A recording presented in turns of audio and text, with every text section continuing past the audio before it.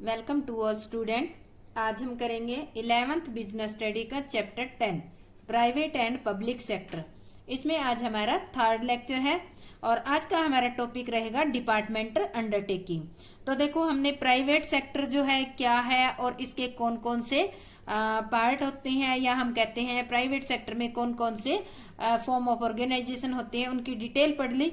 अभी हमने second lecture के अंदर पब्लिक सेक्टर क्या होता है, यानी कि सार्वजनिक क्षेत्र क्या है और उसके क्या फीचर्स हैं, मीनिंग क्या है, वो सारा स्टडी कर लिया।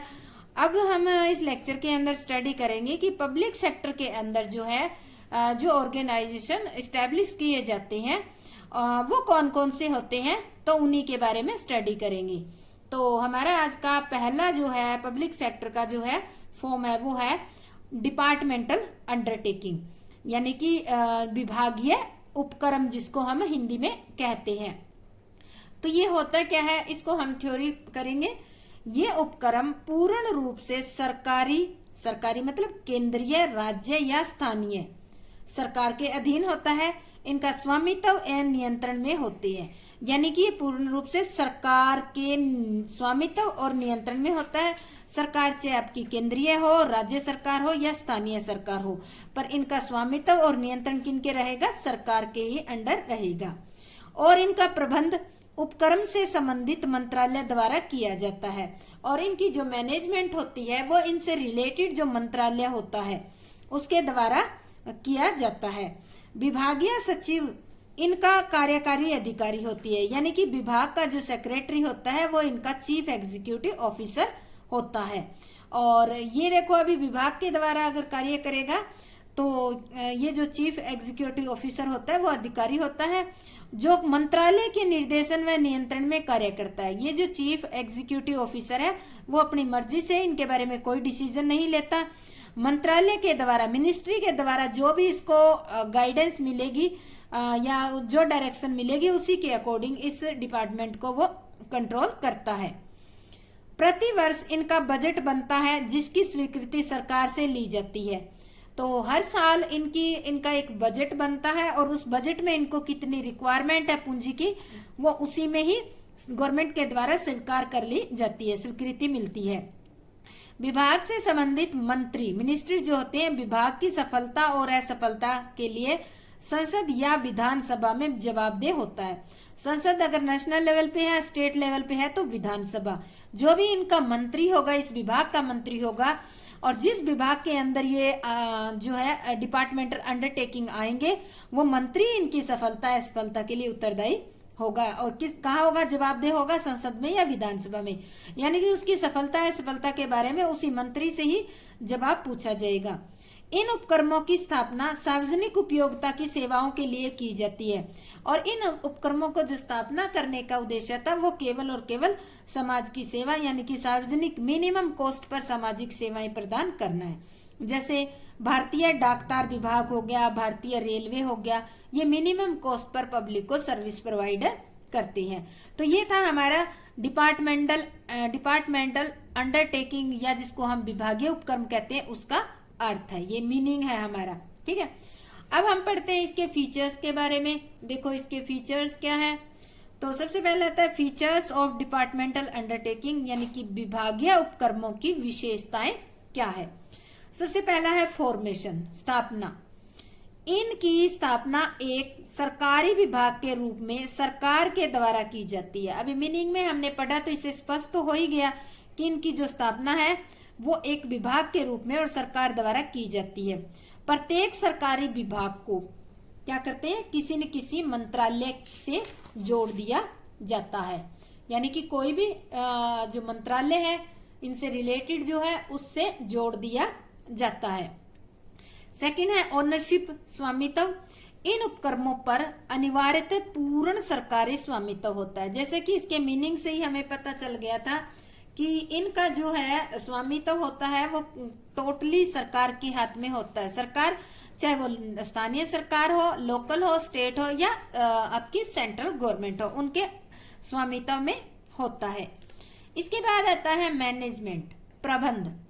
इनका प्रबंध उपक्रम से संबंधित मंत्रालय द्वारा किया जाता है।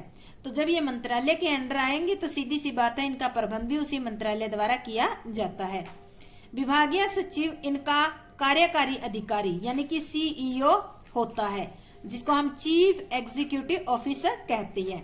यानी कि डिपार्टमेंट का जो सेक्रेटरी होएगा वो इनका सीईओ कहलाएगा। इसके बाद आता है 4th नंबर पे फाइनेंसिंग यानी कि वित्त व्यवस्था।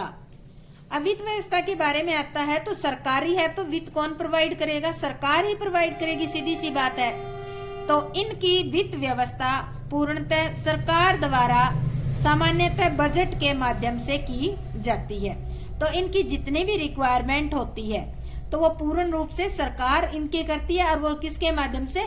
बजट, सामान्यतः बजट के माध्यम से इनको बजट अलॉट किया जाता है। और इन्हें जनता से उधार लेने का अधिकार नहीं है, यानी कि जनता से ये उधार नहीं ले सकते। आपको बता दूं, बजट का जिक्र आया है तो यहाँ पे जैसे हमारा फरवरी के महीने में बजट सेंट्रल गवर्नमेंट का पास होता है, तो उसमें आपने देखा होगा कि अलग अलग एलोकेशन होती है बजट की। जैसे रेल विभाग को इतने करोड़ रुपए का राशि दी गई है, कृषि विभाग को इतनी की राशि दी गई है, ट्रांसपोर्ट को इतनी। तो इस तरह से ये अलग अलग जो है वो बजट के माध्यम से इनको अलॉट की जाती है। इसके बाद आता है बात अपॉइंटमेंट की।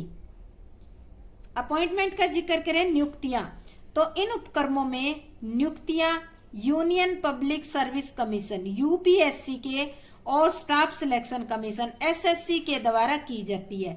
ये जो डिपार्टमेंटल अंडरटेकिंग है इनकी नियुक्तियां इनके द्वारा होती है, यूपीएससी या एसएससी के द्वारा की जाती है। इन विभागों के अपने स्वयं के स्टाफ चयन बोर्ड भी होते हैं, और कई ऐसे होते हैं जैसे कि उनके अपने अलग से सिलेक्शन बोर्ड होते हैं जो बहुत बड़े अंडरटेकिंग होते हैं। जैसे रेलवे सेवा कमीशन है, रेलवे का अलग से आपने देखा होगा कि रेलवे रिक्रूटमेंट अलग से एक बोर्ड है, उसी के द्वारा इनकी अपॉइंटमेंट की जाती है। इसके बाद है नो सेपरेट एग्जिस्टेंस यानी कि पृथक अस्तित्व नहीं। ये उपक्रम अपने नाम से संपत्ति नहीं रख सकते और न ही सरकार की अनुमति के बिना किसी पर मुकदमा कर सकते, और ना ही इन पर मुकदमा किया जा सकता। तो इनका इसका मतलब है कि अगर ये संपत्ति नहीं रख सकते, ना कोई इन पे मुकदमा कर सकता, ना ये इन किसी पे मुकदमा कर सकते, तो मतलब क्या है? इनका कोई पृथक अस्तित्व ही नहीं है। किससे जुड़े हुए हैं? सीधे सीधे गवर्नमेंट से अटैच है। गवर्नमेंट इनकी क्या है? ऑनर है, तो ये उनसे जुड़े हुए हैं। इसके बाद आता है एडमिनिस्ट्रेटिव, प्रशासनिक स्वतंत्रता। एडमिनिस्ट्रेटिव फ्रीडम आना था, यहाँ फ्रीडम लिखना भूल गई मैं, फ्रीडम, ठीक है। तो प्रशासनिक स्वतंत्रता, इन्हें प्रशासनिक स्वतंत्रता नहीं होती क्योंकि ये एक सरकारी विभाग के रूप में होते हैं और इनके संचालन में राजनीतिक हस्तक्षेप लगातार बना होता है। जब ये गवर्नमेंट के अंडर में है तो गवर्नमेंट के जो कर्मचारी होते हैं, एम्प्लॉय होती हैं, वही इनको संभालते हैं और मिनिस्ट्री के अंडर होते हैं। तो और जो भी मंत्री होता है उसके जवाबदेही होती है इनके फेल्योर और सक्सेस के लिए। तो सीधी सी बात है, इनमें इंटरफेरेंस गवर्नमेंट की हद से ज्यादा होती है, यानी कि टोटली गवर्नमेंट के अगर ये निर्देशों में डायरेक्शन में चलेंगे तो सीधी सी बात है इंटरफेरेंस तो होगी, क्योंकि वो ओनर है गवर्नमेंट इसकी। तो जो ओनर होता है वो अपनी मर्जी से अपने तरीके से अपने बिजनेस को चलाता है, सेम उसी तरीके से जो गवर्नमेंट है वो अपने इन अंडरटेकिंग को चला रही है। इसके बाद आता है मेरिट ऑफ डिपार्टमेंटल अंडरटेकिंग, यानी कि विभागीय उपक्रमों के लाभ क्या है। तो सबसे पहला लाभ जो है हमारा है, लाभ का अगर जिक्र आ जाता है तो पहला लाभ है इजी फॉर्मेशन, सरल स्थापना। तो इन उपक्रमों की स्थापना बहुत सरल है क्योंकि इनकी स्थापना के लिए पंजीकरण आवश्यक नहीं है, मात्र सरकार द्वारा जारी किए गए प्रशासनिक आदेश से ही इनकी स्थापना हो जाती है। अब देखो, सरकार मालिक है, सरकार को ही कोई इस तरह का डिपार्टमेंटल अंडरटेकिंग अगर इस्टेब्लिश करना है तो उनको कई रजिस्ट्रेशन करवाने की जरूरत ही नहीं है। तो वो अपने आप क्या कर लेंगे, अपने आप एक यानी कि मात्र सरकार द्वारा जारी किए गए प्रशासनिक, एक सरकार जो है प्रशासनिक ऑर्डर निकालेगी और उसके द्वारा इसकी स्थापना हो जाएगी। ठीक है, वैसे ही है जैसे आपका खेत है, आप उसमें एक पौधा लगाओ, 10 पौधा लगाओ, किसी से परमिशन लेने की कोई जरूरत नहीं है, या आपका खेत है उसमें आप कुछ भी कर सकते हो। सेम वही तरीका यहाँ पर लागू होता है। तो बहुत इजी स्थापना है गवर्नमेंट के लिए। इसके बाद है इफेक्टिव कंट्रोल। इफेक्टिव कंट्रोल मतलब प्रभावपूर्ण नियंत्रण। इन उपक्रमों का प्रबंध संबंधित मंत्रालय द्वारा निर्धारित नियमों के अंतर्गत किया जाता है। यानी कि इन उपक्रमों का जो प्रबंध किया जाता है मंत्रालय के द्वारा, जो इनके लिए नियम बनाए गए हैं उन्हीं के द्वारा किया जाता है। इतना ही नहीं बल्कि यह कार्य शिक्षित एवं प्रशिक्षित अधिकारियों द्वारा किया जाता है। यानी कि ये नहीं है कि इन मंत्रालयों को किसी हर एक आम व्यक्ति के हाथ में सौंप देते हैं, ऐसा नहीं है, बल्कि इनको चलाने के लिए वेल एजुकेटेड और ट्रेंड जो अधिकारी होते हैं उन्हीं को ही सौंपा जाता है। इसके बाद है इंक्रीज इन गवर्नमेंट इनकम, सरकारी आय में वृद्धि। देखो जब ये सरकार के हो गए तो कमाई होगी वो किसकी होगी, ओनर सरकार है, तो सीधी सी बात है इनकम भी सरकार की ही होगी। तो इन उपक्रमों की आय सरकार की आय होती है और इस आय की मदद से सरकार की कुल आय में वृद्धि होती है। तो सरकार के भी बहुत सारे खर्चे होते हैं, उनको पूरा करने के लिए इनकम चाहिए, तो इनसे क्या होती है, गवर्नमेंट को इनकम होती है और इससे सरकार की आय बढ़ती है इनकी हेल्प से। नेक्स्ट है इसका हमारा पॉइंट है डिक्रीज इन टैक्स बर्डन, कर भार में कमी। अब देखो कर भार में कमी कैसे आती है। सरकार को अपने व्ययों को पूरा करने के लिए जनता पर कर लगाती है। आपको पता ही है कि सरकार अपने खर्चे पूरे करने के लिए जनता पर कर लगाती है। जब विभागीय उपक्रमों से आय होने लगती है तो सरकार की यह आवश्यकता स्वतः ही पूरी हो जाती है और ऐसी स्थिति में सरकार आम जनता के कर भार में कमी करती है। यानी कि सरकार को खर्चा चलाने के लिए पैसा चाहिए। अगर अंडरटेकिंग से पैसा नहीं मिलेगा, डिपार्टमेंटल अंडरटेकिंग से अगर इनकम नहीं होगी तो गवर्नमेंट कहां से खर्चा निकालेगी, लोगों पर टैक्स लगाकर। हाँ, अगर ये डिपार्टमेंटल अंडरटेकिंग है, उनसे अच्छी आय गवर्नमेंट को हो रही है, तो गवर्नमेंट को अपने आप ही इससे आय हो रही है, तो क्या होगा, ऐसी स्थिति में सरकार आम जनता के कर में कमी कर देगी, क्योंकि गवर्नमेंट की जितना खर्चा गवर्नमेंट का होता है उतने चलाने के लिए इनकम हो गई है, तो लोगों पर एक्स्ट्रा टैक्स के रूप में बर्डन नहीं डालेंगे। इसके बाद है इजी फाइनेंसिंग, सरल वित्त व्यवस्था। क्योंकि वित्त व्यवस्था सरकार द्वारा की जाती है, इसलिए वित्त व्यवस्था करना बहुत सरल है।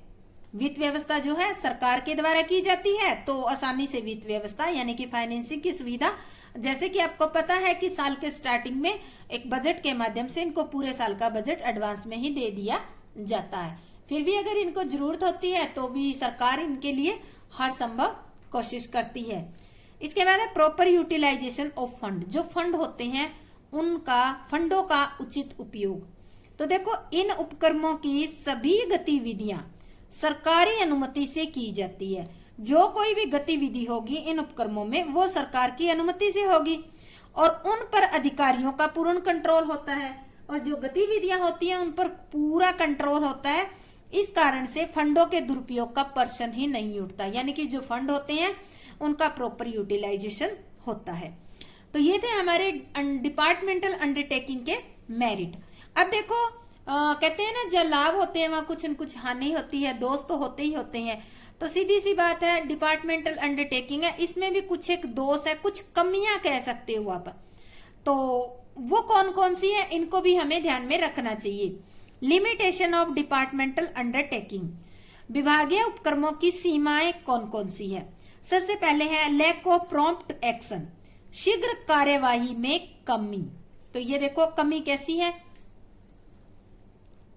तो केंद्रीय नियंत्रण व्यवस्था तथा अत्यधिक अनौपचारिकताओं के कारण प्राय निर्णय लेने में देरी होती है।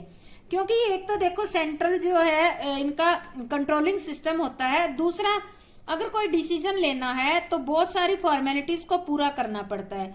इस कारण से जो भी डिसीजन लेना है उसमें टाइम लग जाता है और शीघ्र कार्रवाई नहीं की जा सकती। यही कारण है कि उनके लाभ के अवसर हाथ से निकल जाते हैं और ऐसे डिसीजन लेने में टाइम लगने के कारण कई बार जो लाभ के अवसर होते हैं वो इनके हाथ से निकल जाते हैं। इसके बाद नेक्स्ट हमारा जो है इसकी लिमिटेशन या दोष कह सकते हैं, लैक ऑफ फ्लेक्सिबिलिटी, लोचशीलता की कमी। देखो कठोर सरकारी नियमों के कारण लोचशीलता में कमी रहती है। जो नियम होते हैं वो गवर्नमेंट के द्वारा बनाए जाते हैं और उन्हीं नियमों के अकॉर्डिंग इनको चलाना होता है, तो उन नियमों में कोई भी अधिकारी चेंज नहीं कर सकता, तो लोचशीलता में कमी रहती है। जब एक उपक्रम के सफल संचालन के लिए लोचशीलता का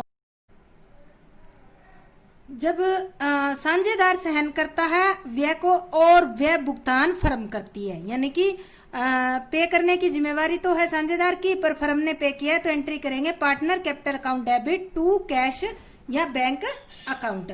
इसके बाद देखो वसूली व्यय खाता, लास्ट वाला, ये ध्यान से पॉइंट समझना, ये बहुत इंपॉर्टेंट पॉइंट है।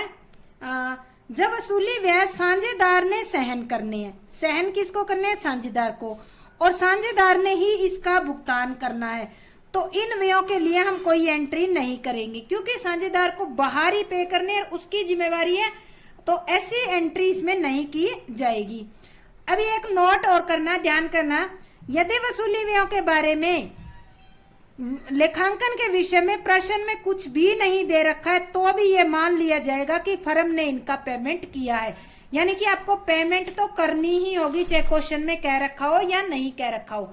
रियलाइजेशन अकाउंट बनाने के बाद जो प्रॉफिट लॉस निकलेगा उसकी एंट्री हम करेंगे, उससे पहले रियलाइजेशन अकाउंट बना लेते हैं।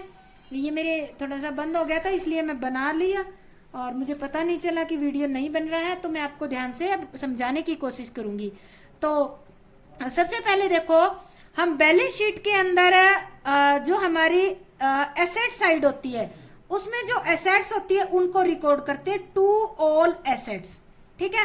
ब्रैकेट में जो रेड पेन से लिखी है उनको यहाँ रियलाइजेशन अकाउंट में नहीं लिखना, excluding cash, bank, fictitious assets, debit balance of P&L account, current account, debit balance and debit balance of capital account and loan to partner. जैसे जैसे मैंने बोला है ध्यान से सुन लेना, इन सब चीजों को यहाँ नहीं दिखाएंगे। तो बैलेंस शीट की एसेट्स तो हमने दिखा दी। अब बैलेंस शीट के एसेट साइड में कुछ प्रोविजन होते हैं, जैसे प्रोविजन फॉर हो गया डाउटफुल डेप्ट हो गया, या प्रोविजन फॉर ये होता है कि डेप्रिसिएशन, तो वो सारे प्रोविजन आप यहाँ दिखाओगे by provision on any assets, ठीक है, ये सारे हम यहाँ दिखा देंगे। अब आ जाओ लाइबिलिटी साइड। लाइबिलिटी साइड जो भी लाइबिलिटी है उनको यहाँ दिखाएंगे बाय ऑल लाइबिलिटी। इसमें जो रेड पेन से लिखी हुई है उनको नहीं दिखाने, कौन कौन सी है ये ध्यान से सुन लेना आप।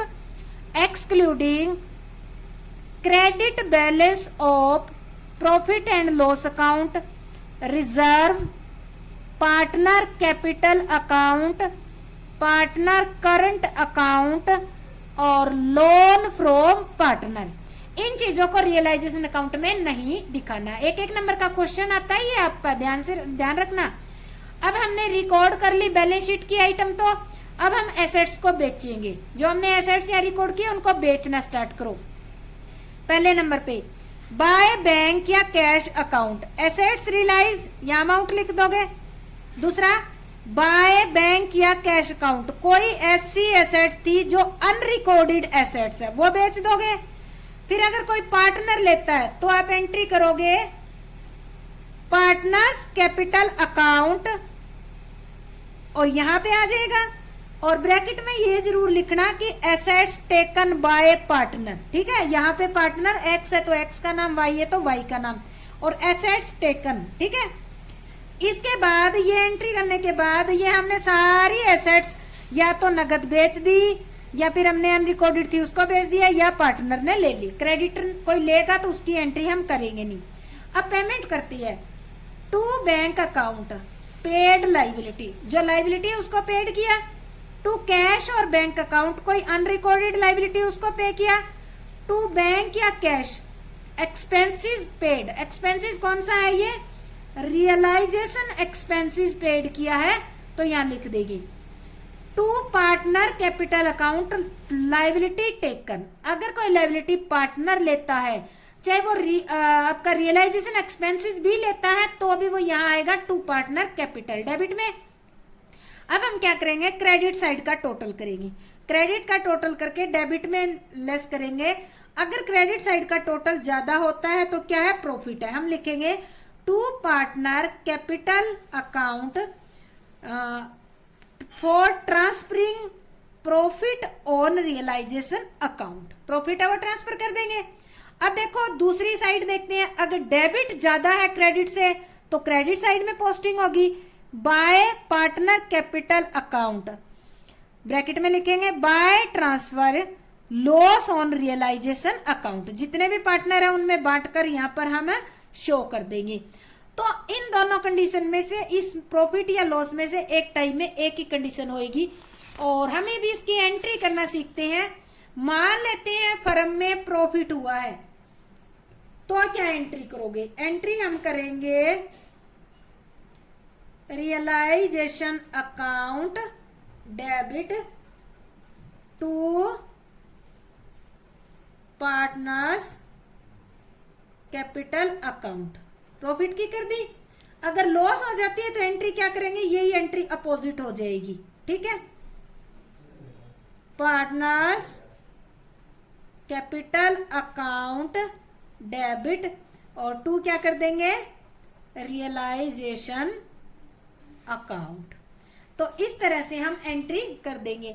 ये हमारा था रियलाइजेशन अकाउंट और इसके 6 पॉइंट थे और साथ के साथ हमने परफॉर्मा भी किया है। तो उम्मीद करती हूँ कि आपको अच्छे ढंग से समझ आ गया होगा और ये बहुत ही इम्पोर्टेंट टॉपिक है। तो अगर आप मेरे चैनल को फर्स्ट टाइम देख रहे हैं तो सब्सक्राइब जरूर कर दें और अगर मान लेते हैं मेरे को रेगुलर देख रहे हैं तो आपका बहुत बहुत धन्यवाद। आप लाइक और शेयर जरूर करें। जय हिंद, जय भारत।